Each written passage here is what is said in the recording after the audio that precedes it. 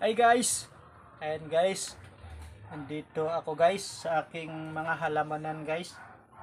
Nagtanim na ako guys ng mga dragon fruits guys. Mga dragon fruits. Ayan. Ito siya. Ayan siya guys. Ito na yung aking mga tanom guys. Yan yung mga tanim ko na dragon fruits. Ayan siya, mayroon pa siyang ayan yung aloe vera. Ayan, may aloe vera pa siya guys. Ayan, pero ang dami ng guys. Ayan ang daming daming puno ng dragon fruits. Ayan, pag medyo na yan dragon fruits natin, medyo sumanga-sanga na ng marami yan.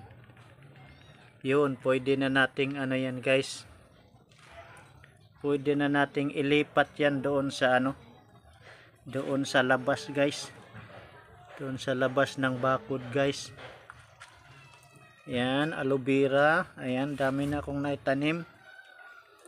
Yan siya. Yan. Oh, yan siya. Marami-rami na siya.